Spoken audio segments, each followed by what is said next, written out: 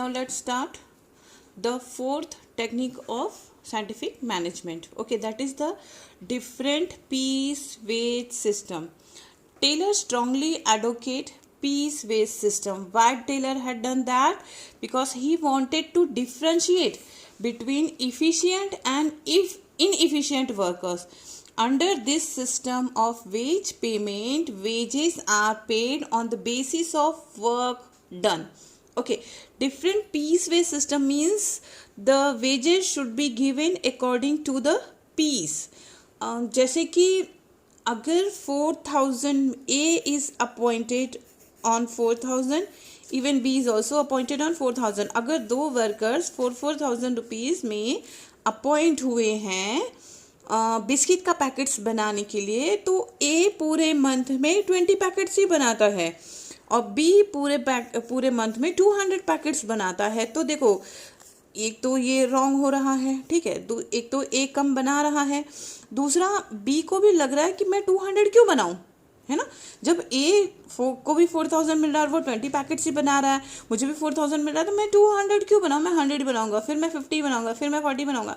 धीरे धीरे प्रोडक्शन क्या करेगा, B कम करता जाएगा और दोनों वर्कर्स का प्रोडक्शन कम हो जाएगा और कंपनी टारगेट कवर नहीं कर पाएगी, ऑर्गेनाइजेशन लॉस में जाने लगेगी.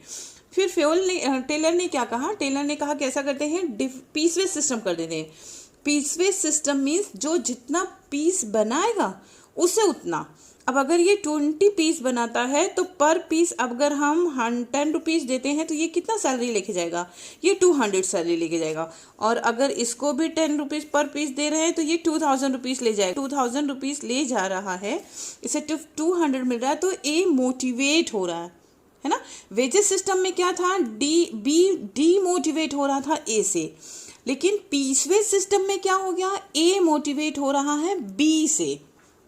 आर यू गेटिंग ना. जब वेज सिस्टम था, दोनों को सेम वेजेस मिलता था, तो बी डीमोटिवेट हो रहा था किससे, ए से, कि भाई जब ये कम बना रहा है तो हम ही क्यों ज़्यादा बनाए, हम ज़्यादा वर्क क्यों करें. लेकिन जब पीसवेज सिस्टम हो गया तो ए मोटिवेट होने लगा, किससे मोटिवेट होने लगा, बी से. और ये 200 के बजाय जो है 20 के बजाय मैक्सिमम बॉक्सेस बनाने लगा ताकि मैक्सिमम प्रॉफिट मिल सके या मैक्सिमम सैलरी जो है, वेजेस जो है वो मिल सके. ठीक है. Next word mental revolution. Mental revolution means Taylor कहते हैं कि ऑर्गेनाइजेशन में जो वर्कर्स वर्क कर रहे हैं, इवन जो एम्प्लॉय वर्क कर रहे हैं, वो मेंटली फ्री रहें. एकदम अच्छा एटमॉस्फेयर होना चाहिए मैनेजर और वर्कर के बीच में. कोई तनाव नहीं होना चाहिए, वर्क लोड बहुत ज़्यादा लोड नहीं होना चाहिए वर्कर्स पे. उनकी रिक्वायरमेंट का ध्यान रखना चाहिए ताकि वो मेंटली, है ना, फिट रहें और वर्क कर सकें ऑर्गेनाइजेशन के. ठीक है, ये देख लेते हैं. It involve change in the attitude of workers and management. ठीक है, दोनों के एटीट्यूड में चेंज होना चाहिए. वो अपना अपना एटीट्यूड चाहे जो लेकर आए हों, लेकिन फिलहाल ऑर्गेनाइजेशन का गोल अचीव करना है, इसलिए दोनों को अपना अपना एटीट्यूड चेंज करना पड़ेगा.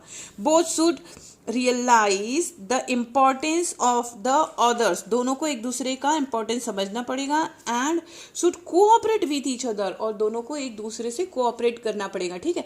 अगर मैनेजर सोचे कि मैं बड़े पोस्ट पे हूँ, मैं वर्कर से क्यों बात करूँ, या वर्कर्स बहुत नीचे पोस्ट पे हैं, मेरे लेवल में नहीं है, तो ये गलत हो जाएगा. क्योंकि वर्क जो कंप्लीट करके देंगे वो वर्कर ही करके देंगे, मैनेजमेंट नहीं कर सकता, अकेले नहीं कर सकता. ये हम लोगों ने पहले भी देखा है ना. तो दोनों को कोऑपरेट करना जरूरी है. Both should aim to increase the size of surplus. दोनों को का एक ही एम होना चाहिए कि ऑर्गेनाइजेशन के प्रॉफिट को क्या करना है, इंक्रीज करना है. Even manager should share their gains with the workers, है ना. देखो, अगर वर्कर्स को सिर्फ सैलरी मिलेगी तो उनको लगेगा कि हमको क्या करना है, हमको हमारी सैलरी मिल रही है, टाइम 1 मंथ हो जाएगा, हम सैलरी लेके चले जाएंगे. ठीक है. लेकिन अगर मैनेजर अपने प्रॉफिट, अगर मैक्सिमम प्रॉफिट हो रहा है और उसमें वर्कर्स को भी पार्टिसिपेट करता है, मतलब वर्कर्स को भी अगर प्रॉफिट में हिस्सा मिलता है, तो वर्कर्स मोटिवेट होंगे ना, वो अपना और अच्छा एफर्ट लगाएंगे. क्यों एफर्ट लगाएंगे, ताकि मैक्सिमम प्रॉफिट हो सके और जिसमें वर्कर्स को भी मिल सके. While workers should contribute to increase profit, है ना, वर्कर्स भी कंट्रीब्यूट करेंगे प्रॉफिट को इंक्रीज करने के लिए, क्यों, क्योंकि उनको भी शेयर मिल रहा है, ठीक है। This attitude will bring prosperity to both the company as well as the workers. इससे क्या होगा, कंपनी भी अचीव करेगी टारगेट और अपना गुडविल स्टैंड करेगी, इवन वर्कर्स भी जो है वो मैक्सिमम प्रॉफिट इंजॉय करेंगे, सैलरी और plus commission plus profit enjoy करेंगे। Okay, so all 5 studies are over.